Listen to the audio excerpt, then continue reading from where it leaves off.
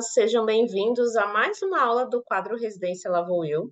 E o episódio de hoje é sobre tudo o que você precisa saber a respeito das dietas interais. Então, meu nome é Karina e junto com a Aline, em parceria com a Faculdade de Plenitude de Educação, nós ajudamos nutricionistas a conquistar a aprovação na prova de residência. Então, para hoje, nós trouxemos dois documentos, na verdade, da Anvisa, que tratam desse tema das dietas interais em relação à sua composição, porque muito nós queremos saber sobre a prescrição, que é muito importante também, muito cobrado em prova, mas é importante que o nutricionista saiba como escolher uma dieta integral em relação à sua composição, entender um pouquinho o que nós temos disponível no mercado e como a resolução normatiza as quantidades mínimas ou máximas estabelecidas para determinadas alegações pela indústria, tá? Então, para a aula de hoje, nós trouxemos dois documentos. O primeiro é a resolução da diretoria colegiada da Anvisa, RDC número 21, de maio de 2015, e o segundo documento é a resolução número 503 de 2021.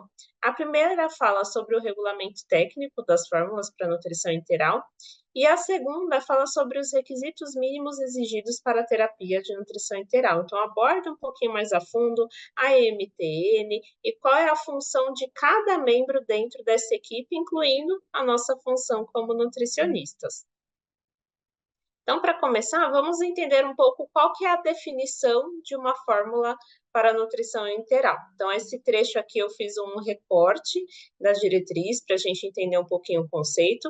Então, são fórmulas para fins especiais, industrializadas e aptas para uso por tubo e que opcionalmente podem ser utilizadas também por via oral. Então, se vocês verificarem nos rótulos, eles colocam geralmente, né, que é uma formulação para uso por via enteral ou oral. Aí o que impacta um pouquinho, muitas vezes, é a questão do sabor, da palatabilidade, mas existe essa possibilidade sim. E essa formulação é consumida somente sob orientação médica ou de um nutricionista, especialmente processado ou elaborado para ser utilizado de forma exclusiva ou complementar na alimentação de pacientes que tenham uma capacidade limitada de ingerir, digerir, absorver ou metabolizar os alimentos convencionais, ou de pacientes que possuem necessidades nutricionais específicas, que são determinadas pela sua condição clínica. Então, o que a gente entende aqui? Que a nutrição integral ela pode ser utilizada de forma exclusiva, ou seja, um paciente que tem inviabilidade de ingestão alimentar por via oral pode ser beneficiado por essa terapia, mas também se nós temos um paciente que consegue se alimentar por via oral, mas não consegue somente por essa via atingir as suas necessidades nutricionais, a nutrição integral pode ser implementada de forma complementar. E nós temos também essa questão das necessidades nutricionais específicas, porque algumas doenças levam a restrições na ingestão, seja de lactose, de gordura, de fibras, e as diversas opções de dietas integrais que nós temos disponíveis no mercado são justamente para atender essas diversas demandas. Então, geralmente são utilizadas num amplo espectro as fórmulas padrões, né? Tem uma formulação ali padronizada, mas para algumas demandas específicas existem algumas outras dietas específicas para esse fim, e a gente vai entender um pouquinho disso aqui no decorrer da aula, certo? Então, qual seria a classificação dessas fórmulas para nutrição integral? Então, como eu disse, a princípio existe uma fórmula padrão que atende a maior parte dos casos clínicos que nós encontramos aí na rotina do nutricionista, e ela atende aos requisitos para a composição de macronutrientes e também de micronutrientes que são estabelecidos nessa resolução, com base nas recomendações para a população saudável. Então, é uma fórmula que atende indivíduos, né, sua grande maioria, pessoas que não têm uma restrição específica em relação à sua dieta, em relação à patologia ao qual elas estão sendo tratadas.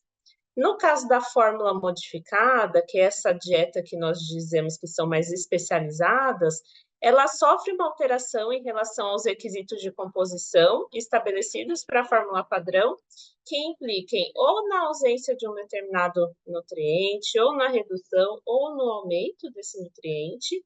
Pode acontecer também a adição de algumas substâncias que não são previstas na fórmula padrão, ou também de proteínas hidrolisadas. Então, de forma geral, a base dessa dieta é similar à fórmula padrão, mas existe um ou outro nutriente que sofre essa modificação de ausência, redução ou aumento. E nós também trabalhamos dentro da nutrição integral com os módulos. E aí, quando eu falo em módulo, eu me refiro ao uso isolado de determinados nutrientes, que podem ser os carboidratos, os lipídios, as proteínas ou as fibras alimentares ou também micronutrientes. Então, existem alguns módulos isolados de vitaminas ou minerais, ou também podem ser módulos com associação desses componentes. E aqui eu trouxe, pessoal, quais são os requisitos, tanto da composição e da qualidade da fórmula padrão, que é aquele primeiro exemplo que eu citei, que é o que atende a maioria dos casos.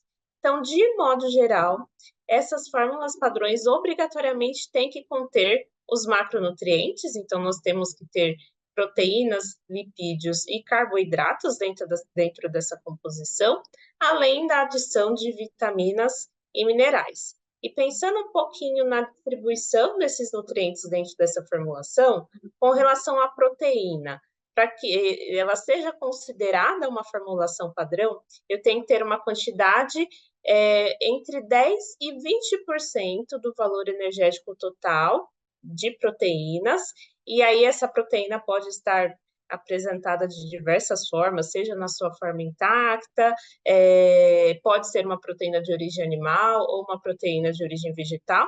E aqui a gente fala da questão da forma intacta, porque quando essa proteína sofre alguma hidrólise, ela já se classifica na segundo nicho aí de fórmulas que a gente vai ver um pouquinho adiante, que a gente já sai dessas formulações padrões. Temos também, em relação aos lipídios, atender pelo menos entre 15% até 35% do VET de origem lipídica dentro dessa formulação padrão. Com relação aos carboidratos, esse range da formulação ele varia entre 45% e 75% do valor energético total. Esse carboidrato também pode ser encontrado na sua forma intacta ou também hidrolisada. E em relação às vitaminas e minerais que são contidas nas formulações, na fórmula padrão nós temos que ter todas as vitaminas e minerais que são estabelecidas nessa resolução e dentro dos limites dispostos. Como a resolução traz muitas tabelas, né, e não é tão agradável a gente discursar sobre tantas tabelas aqui dentro da apresentação, nós vamos separar um material exclusivo para quem está assistindo, acompanhando essa aula, para que vocês possam fazer o download com um resumo dessas questões que são encontradas nas resoluções da Anvisa. Então, isso vai facilitar. Então, fiquem tranquilos aí durante a apresentação, né? Prestem atenção à nossa fala, ao conteúdo, não precisam parar para ficar anotando tudo, porque depois vocês irão receber o material com tudo que está contido dentro da aula. Fiquem tranquilos, tá? Além dessa composição padrão que nós vimos dos macronutrientes, vitaminas, minerais, as formulações padrões ainda podem ter adição de alguns nutrientes específicos.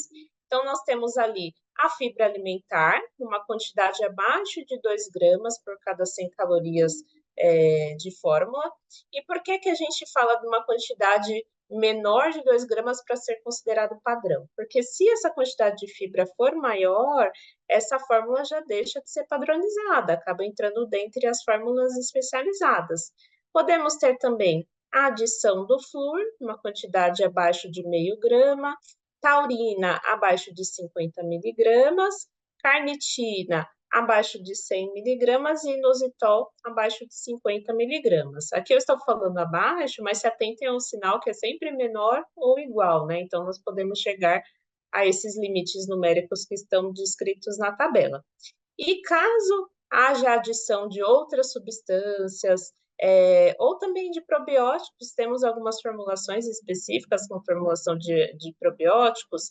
Quando se trata da fórmula padrão, essa adição pode ocorrer, mas ela tem que passar por uma análise, uma avaliação pela Anvisa, que é a agência que regula essa questão das formulações e da rotulagem, da informação nutricional que é transmitida aos profissionais de saúde, à população, antes dessa comercialização do produto. Então, o fabricante precisa submeter essa composição para análise da Anvisa para ver se a gente mantém essa classificação de fórmula padrão, tá? E aí nós entramos na nossa segunda classificação, que são das fórmulas modificadas. Então, eu saio daquela composição padrão básica, que é a que atende a maioria dos indivíduos, e vamos para dietas que têm algumas especificidades em relação ao seu conteúdo. Então, de forma geral, nós podemos dizer que essas fórmulas modificadas, elas têm um conteúdo de nutrientes baseado nos requisitos daquela fórmula padrão. Então, lembra que nós vimos lá o range de percentual de proteínas, de carboidratos, de lipídios, tem a tabelinha de micronutrientes que vocês verão no material complementar. Então, a gente tem que atender aqueles mesmos requisitos, porém, nós temos um diferencial nessa fórmula, que é alguma modificação ou de adição, ou de retirada de algum nutriente, ou modificação da sua apresentação, para atender as pessoas que têm alguma necessidade nutricional específica, tá? Depois, quando vocês verem a classificação das dietas integrais, acho que vai ficar um pouco mais fácil de entender que tipo de modificações são encontradas nas fórmulas disponíveis no mercado. Essas fórmulas modificadas, assim como as formulações padrões, elas podem também ter a adição de substâncias ou probióticos, mas aquelas também que são diferenciadas, que não são previstas ou permitidas para a fórmula padrão que nós vimos no último slide. E aí existem algumas particularidades dentro da resolução em relação às fórmulas modificadas que são destinadas para o público infantil. Então, nessa resolução, eles falam que as fórmulas que são direcionadas para crianças menores de 3 anos, elas têm que ser livres de glúten, de gorduras e óleos também hidrogenados, pensando até em algumas questões assim de atender um público maior, que tem alguma restrição, por exemplo, como na doença celíaca. E temos as formulações para as crianças menores de 1 ano, com algumas restrições também, que vão de encontro às recomendações que nós temos do Ministério da Saúde, da Organização Mundial da Saúde, da Sociedade Brasileira de Pediatria para esta população. Então, fórmulas modificadas destinadas para crianças menores de 1 ano não podem ter adição de mel, nem de frutose e nem de floreto. Tá? E ainda existe uma especificidade em relação ao mel, que eles falam que a partir de 1 ano pode ser incluso o mel nessas formulações? Pode ser incluso.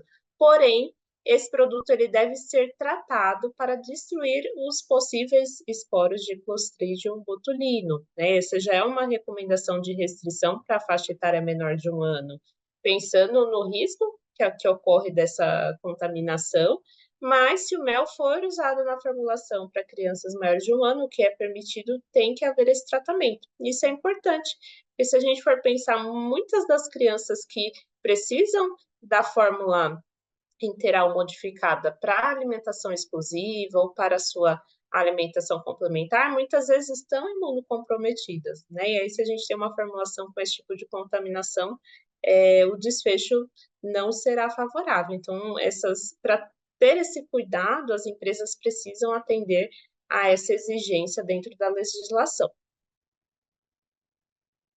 E aí nós temos também alguns requisitos para os módulos. Lembram que eu falei dos nutrientes que são encontrados de forma isolada? Então, nós encontramos no mercado, tanto em formas de sachê ou de lata, módulos específicos de alguns nutrientes. E esses módulos são interessantes porque eu posso modular, muitas vezes, uma dieta padrão. Então, eu tenho uma dieta padrão na instituição que eu trabalho, que, se a gente for pensar em termos de custo, é mais acessível para aquisição. Mas eu preciso atender um paciente que precisa de uma formulação hiperproteica, ou de um paciente que precisa de uma dieta com fibras, e geralmente as formulações padrões não tem fibras, a grande maioria delas. Então, eu consigo utilizar esses módulos para trazer um incremento de nutrientes específicos para atender a demanda de determinados pacientes. Então, com isso, eu otimizo a questão de compra, de aquisição da fórmula padrão e adaptação para atender as mais diversas populações, tá? Então, o módulo, ele tem que ser constituído somente por um desses grupos de nutrientes. Então, eu tenho um módulo que é de carboidrato. Então, para alguns casos que eu quero, às vezes, aumentar o valor calórico da dieta, sem aumentar o aporte proteico, por exemplo, no caso de um paciente com uma alteração renal, é uma alternativa. Temos os módulos de lipídios também, que são bem interessantes para esse aumento do valor calórico também, até mais do que pensando no carboidrato, né? Quando a gente vai pensar no fornecimento de calorias por cada um desses macronutrientes. E módulo de lipídio também é muito utilizado para pacientes que têm alguma doença renal, ou pacientes, às vezes, que não toleram grandes volumes, aí eu consigo esse incremento calórico com uma quantidade pequena desse módulo de lipídio no dia. Temos os módulos de proteínas, e aí esses módulos podem ser tanto da proteína intacta, ou hidrolisada, ou também módulos de aminoácidos isolados ou associados.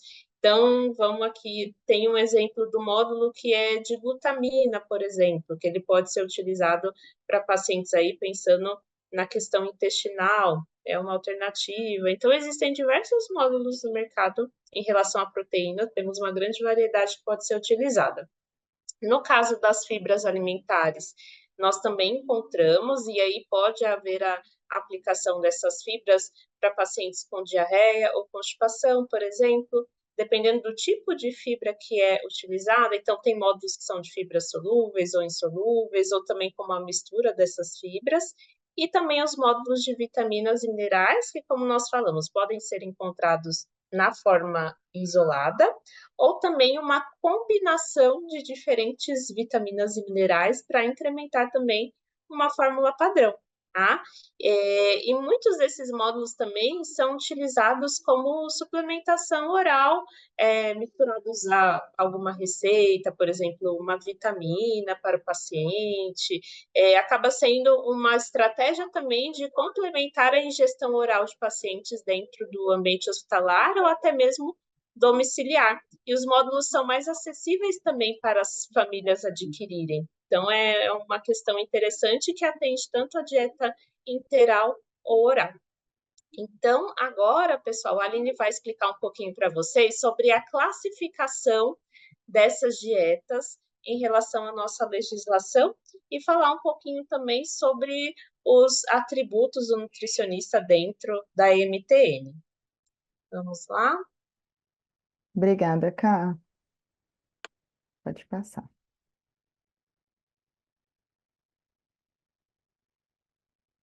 Bom, pessoal, então eu vou dar continuidade a essa aula que a Karina estava explicando sobre dietas interais. Vou começar falando sobre a classificação das fórmulas, que pode ser em relação ao seu teor calórico, em relação aos macronutrientes. Então, nesse slide, nas próximas tabelas, eu vou detalhando isso com vocês. Então, as fórmulas podem ser classificadas de acordo com o seu conteúdo energético, e claro que nós sempre olhamos para essa questão dependendo, inclusive, do paciente, né? Então, muitas vezes nós estamos atendendo um paciente desnutrido, com algum risco nutricional, então nós devemos ter esse cuidado ao selecionar também as fórmulas de acordo com o seu teor energético. Então, fórmulas que apresentam uma quantidade de calorias menor do que 0,9 calorias por ml, recebe a denominação de uma fórmula com densidade energética baixa. Já a fórmula que apresenta uma quantidade de calorias variando de 0,9 até 1,2 calorias por ml é uma densidade normal, né? Então, pensando, por exemplo, uma fórmula padrão, normalmente ela tem esse teor calórico. E as fórmulas que apresentarão uma quantidade de calorias maior são aquelas classificadas como fórmulas de densidade energética alta, que apresentam um valor calórico acima de 1,2 calorias por ml. Tá? Então, é muito importante que o nutricionista tenha esse cuidado sempre que ele está acompanhando um paciente que necessita de uma quantidade calórica um pouco maior, né? Especialmente os pacientes com desnutrição. As fórmulas também podem ser classificadas em relação ao teor de proteínas. Então, uma fórmula normal, né, uma fórmula que tem quantidades normais de proteína, é aquela maior ou igual a 10% e menor que 20% do VET, né? Então, geralmente, as fórmulas padrão também estão dentro desse valor de proteína. Mas, em muitos casos, dependendo da condição clínica do paciente, nós temos que escolher uma fórmula com quantidades menores de proteína, como as fórmulas hipoproteicas, que apresentam menor do que 10% do VET. Em algumas situações, também dependendo do quadro clínico, existe uma demanda maior por proteína, então a escolha da fórmula precisa ser feita com muito cuidado, observando se apresenta, né, essa denominação de hiperproteica, que são fórmulas que têm maior ou igual a 20% de proteína em relação ao VET. E uma outra classificação que costuma gerar, inclusive, muita confusão, né, tanto na prática clínica quanto em relação a processos seletivos como de residência e de concursos, é em relação a como os nutrientes estão dispostos nessa fórmula. Então, se nós pensarmos, por exemplo, em relação às proteínas, a fórmula polimérica, nós encontramos a proteína na sua forma intacta. Isso significa que o paciente que recebe essa fórmula, ele precisa ter condições de digerir essa proteína e também condições de absorver. Então, se não houver nenhum prejuízo absortivo e nem digestivo, nós podemos utilizar uma fórmula polimérica, que é onde as proteínas estão intactas. Mas sempre que há um distúrbio, seja ele digestivo ou absortivo, ou ainda ambos, nós devemos optar por fórmulas que apresentam os nutrientes de uma forma um pouco diferente.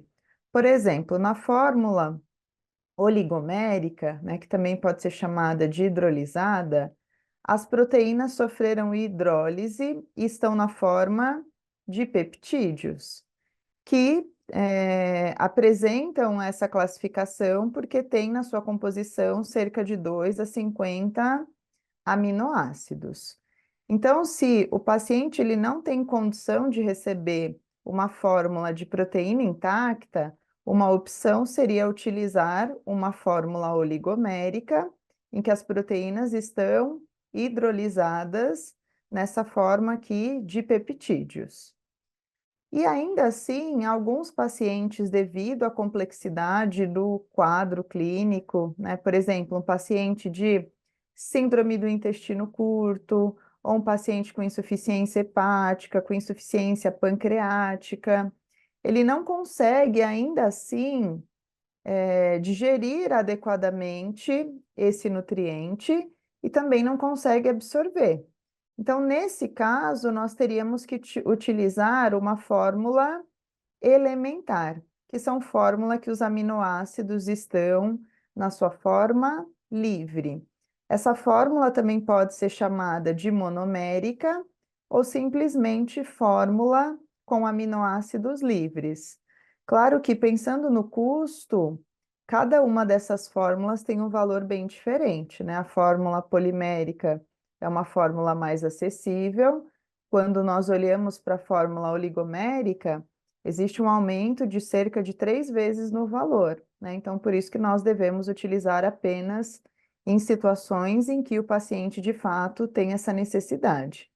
E se vamos olhar, então, para a fórmula elementar, ela é muito mais onerosa, né? Mas, em alguns casos, nós deveremos utilizar esse tipo de fórmula em função da condição que o paciente apresenta, tá? Então, essa é uma outra classificação em relação à proteína, não apenas em relação ao seu percentual, mas como o nutriente está disposto naquela fórmula.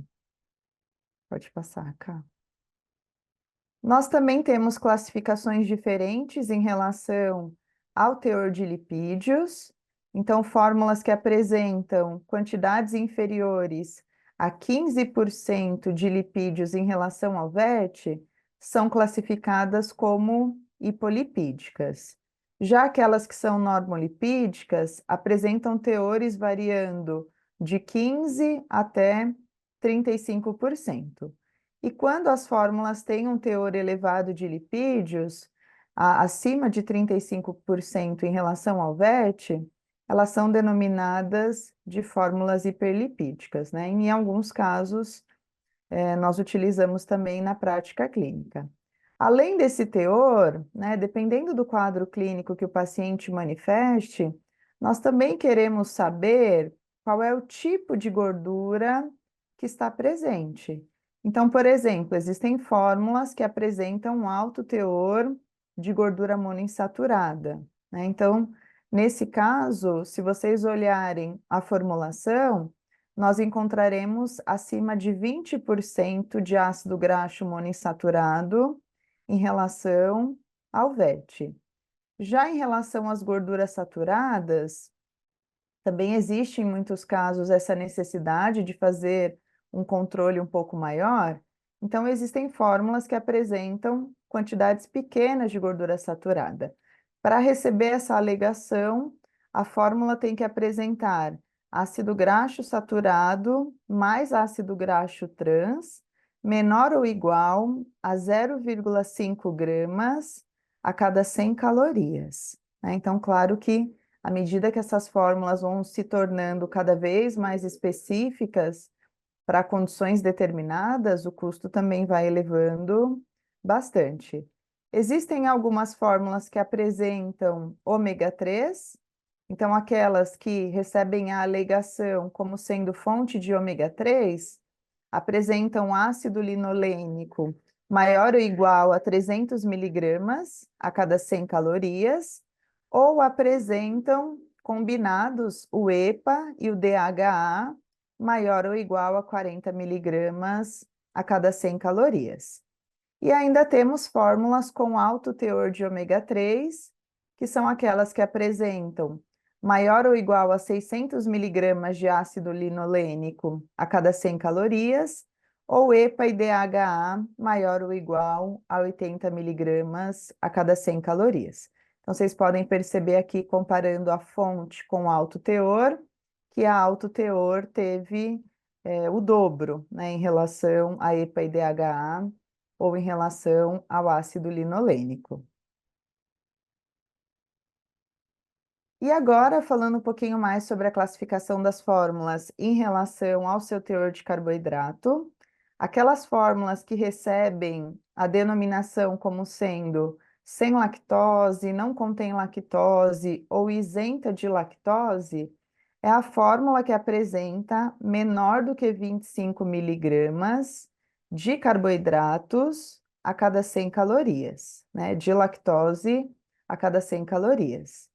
E a fórmula que apresenta a alegação como sendo sem adição de sacarose são fórmulas que não tiveram a sacarose adicionada e que também não havia ali naquela fórmula a presença, né, de nenhum ingrediente que contenha a sacarose. Então, a fórmula recebe essa alegação sem adição de sacarose. E aqui, pessoal, nós colocamos essa tabela, que é uma tabela resumo, né? Aproveitem, caso vocês queiram tirar print, inclusive, como a Ká falou no início da aula, nós vamos disponibilizar um resuminho para vocês, mas se quiserem também aproveitar aqui essa imagem para vocês deixarem aí guardadinho no celular quando vocês estiverem estudando esse assunto para residência.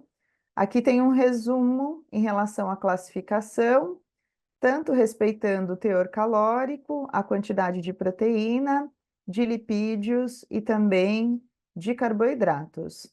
É importante mencionar, pessoal, que todas essas classificações e quantidades que são estabelecidas foram a partir da legislação que a Ká comentou no início da aula. A única exceção que nós temos é em relação à quantidade aqui de carboidratos, recebendo essa classificação de hipoglicídica, que nós retiramos de um outro documento. Mas as demais quantidades e classificações, todas foram retiradas da legislação apontada no início dessa aula. Então, aqui um resuminho: hipocalórica menor que 0,9 calorias por ml, normocalórica entre 0,9 e 1,2, e acima de 1,2 a fórmula é hipercalórica. Já em relação à proteína, hipoproteica menor do que 10% do VET, normoproteica entre 10 e 20% do VET, e hiperproteica maior ou igual a 20% em relação ao VET. Já em relação ao teor lipídico, hipolipídica menor que 15% do VET, normolipídica entre 15 e 35, e acima de 35, uma fórmula hiperlipídica.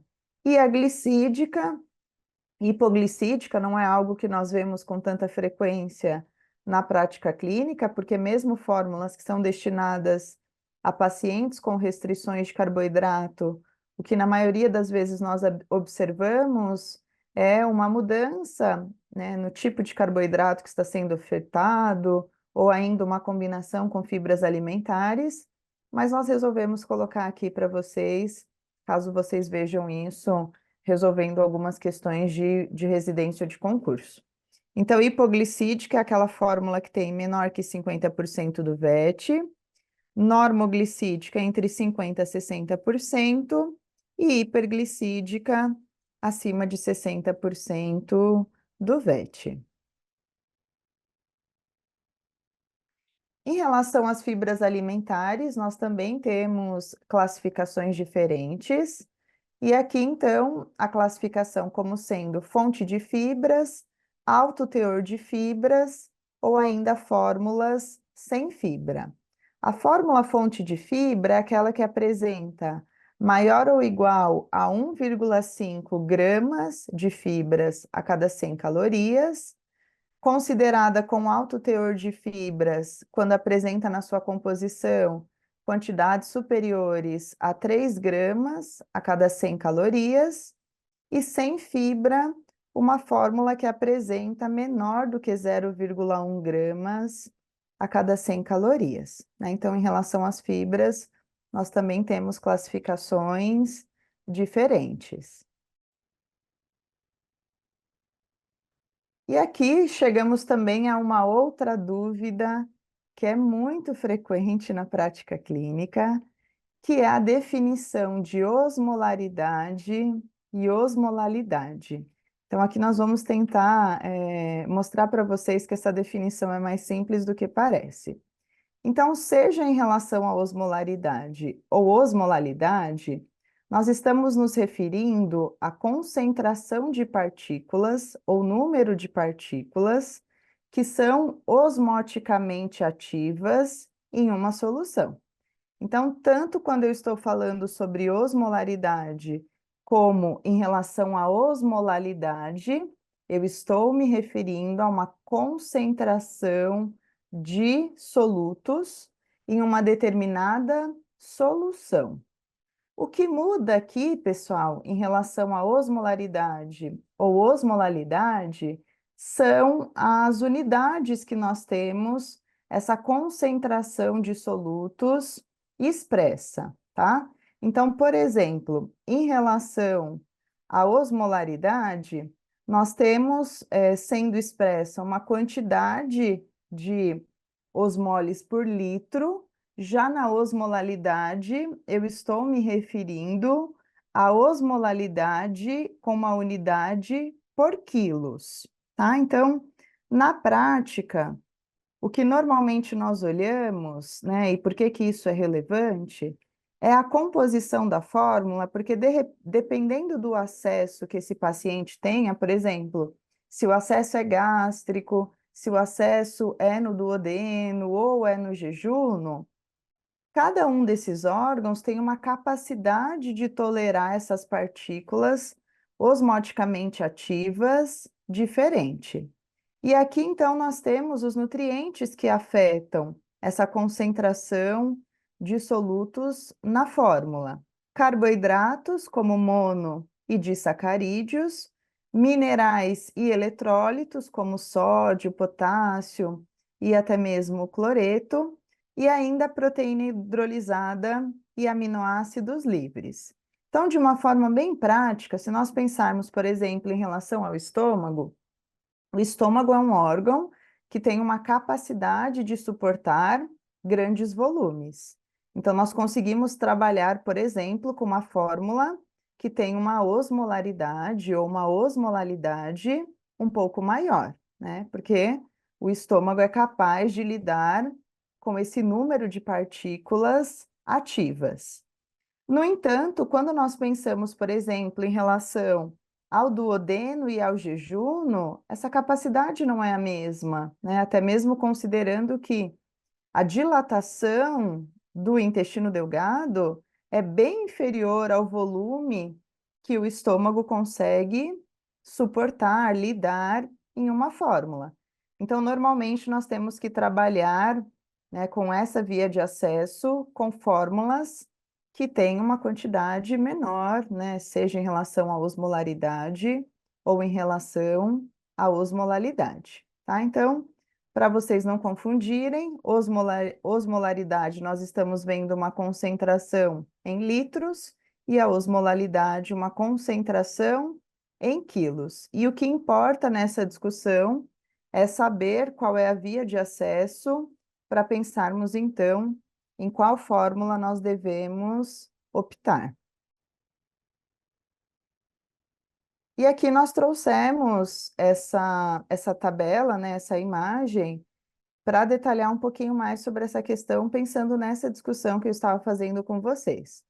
Então, dependendo do acesso do paciente, ele precisa de uma fórmula hipotônica, que é aquela que apresenta menor do que 300 osmoles por litro, né? Se estamos falando, por exemplo, em relação à osmolaridade. Já a fórmula isotônica apresenta entre 300 a 350. Já a fórmula levemente hipertônica, entre 350 e 550, a hipertônica entre 550 a 750, e aquela que é considerada acentuadamente hipertônica é quando a fórmula apresenta maior do que 759. Então, esse é um dado que a gente consegue observar, inclusive, no rótulo, né, na embalagem da fórmula, e é um ponto importante dependendo do paciente que nós estamos acompanhando. E agora, falando um pouquinho mais sobre quais são as etapas obrigatórias para a terapia nutricional enteral. Então, o primeiro ponto é a indicação e a prescrição do médico, né? Então, o médico avalia o quadro clínico, as doenças que o paciente tem associada, e a partir disso ele estabelece uma fórmula que será melhor para aquela situação específica, e em seguida é que nós entramos com a prescrição dietética. Então, a prescrição dietética, ela precisa contemplar tanto o tipo quanto a quantidade dos nutrientes que são necessários para aquele paciente que nós estamos acompanhando. Então, isso depende da doença que o paciente apresenta, de qual é o seu estado nutricional e ainda levando em consideração se ele tem uma capacidade digestiva e absortiva normais. Então, por exemplo, eu posso ter um paciente com diabetes do tipo 2, esse paciente está desnutrido e associado a esse diabetes do tipo 2, ele tem uma doença inflamatória intestinal. Então, eu vou realizar essa prescrição a partir dessas informações obtidas na avaliação nutricional do paciente, né? Então, essa é uma atribuição que nos cabe, a prescrição dietética, que é a segunda etapa após a prescrição do médico. Depois disso, todos os cuidados serão realizados tendo em vista a preparação, a conservação e também o armazenamento daquela fórmula, que será diferente dependendo de qual é o tipo da dieta. Se estamos, por exemplo, falando em dietas em sistema fechado, em sistema aberto, nós teremos essa preparação, conservação e armazenamento diferentes. Em seguida, essa dieta será transportada e logo após ela será administrada. Então, essas três etapas que estão aqui em rosa estão destacadas porque vão depender dessas informações que eu mencionei. Depois que o paciente está recebendo a dieta enteral, é muito importante que seja feito o seu acompanhamento, tanto clínico quanto nutricional, e nós precisamos, na maioria das vezes, de exames laboratoriais para entender até mesmo sobre o tratamento, a resposta à intervenção desse paciente, né? Então, estamos acompanhando todo esse controle clínico laboratorial. E, por fim, faremos a avaliação final desse paciente. Então, todas essas etapas que eu destaquei aqui com vocês são obrigatórias em pacientes que estão recebendo a dieta enteral. E quais são, então, as atribuições do nutricionista, né? Que também é algo que a gente precisa se preocupar, porque como o paciente que recebe dieta integral, ele está sob o cuidado de uma equipe multiprofissional, cada profissional que está atuando, ele tem uma atribuição diferente, né? Por isso que nós resolvemos destacar aqui, porque a gente também tem que ter esse cuidado de não interferir, né, em ações, em atribuições que não são nossas, né? Então, o que cabe ao nutricionista acompanhando esse paciente em dieta enteral? Então, o primeiro aspecto é a avaliação nutricional desse paciente. Uma avaliação bem detalhada, que considera a antropometria, os exames laboratoriais, a história clínica do paciente, a história em relação, né, se ele tem alergias, intolerâncias alimentares, se o paciente está apresentando constipação, se ele está desidratado. Então, nós faremos todo esse levantamento na avaliação nutricional para que seja possível, em seguida, uma prescrição dietética mais assertiva. Também vamos participar em relação à escolha da fórmula para a dieta integral, levando em consideração todos esses aspectos que a Karina discutiu com vocês no início da aula e que eu também fui mostrando para vocês diferentes classificações.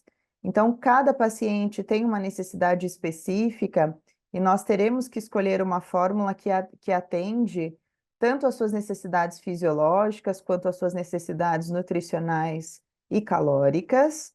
Vamos acompanhar esse paciente em relação ao seu estado nutricional, porque no ambiente hospitalar é muito frequente, existe uma alta prevalência de pacientes com desnutrição, inclusive aqueles que estão recebendo esse tipo de terapia devido aos desafios que são encontrados em atender a necessidade calórica e de nutrientes desse paciente. Então, nós precisamos acompanhar esses pacientes para que eles não desenvolvam desnutrição. Faremos os registros de todos esses aspectos que eu mencionei e de outros no prontuário do paciente. Ainda participamos da orientação de alta, e esse é um aspecto muito importante, pensando inclusive no paciente que continuará com esse cuidado em domicílio. Então, o profissional ele tem que orientar a família sobre os cuidados que são necessários em casa.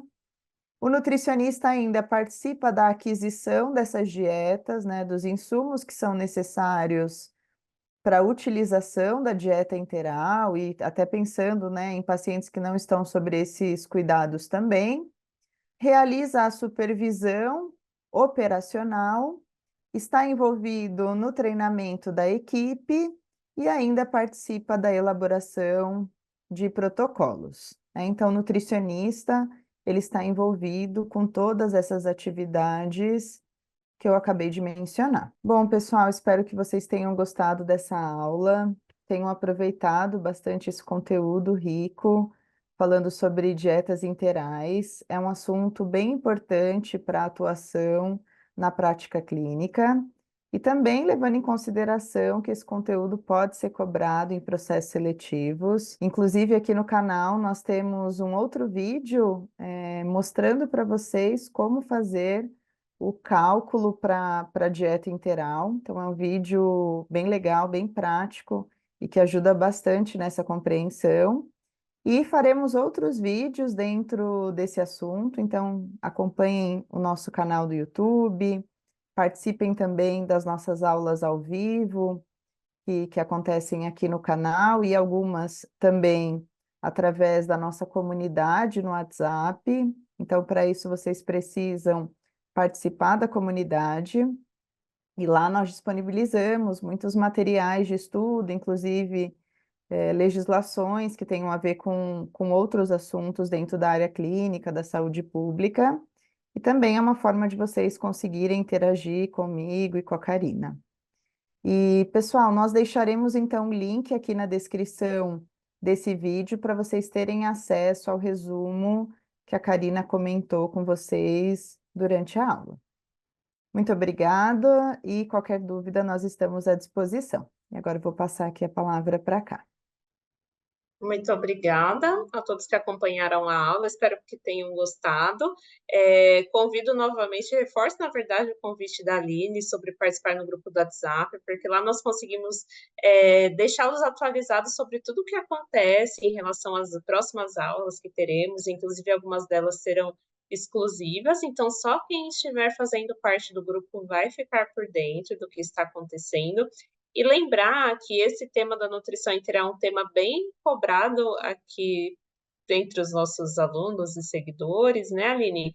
Tem a aula que a Aline falou no canal, e é importante lembrar que os alunos que fazem parte do passaporte da residência em nutrição têm acesso a uma aula muito mais completa, onde tem todas as indicações, contraindicações da terapia integral, tem o reforço dessa parte do cálculo com maior detalhamento, e além disso, vocês têm acesso a nós para esclarecer algumas dúvidas que podem surgir no meio do caminho. Tá? Esperamos vocês nas próximas aulas e até a próxima. Até mais, pessoal. Tchau, tchau. Tchau.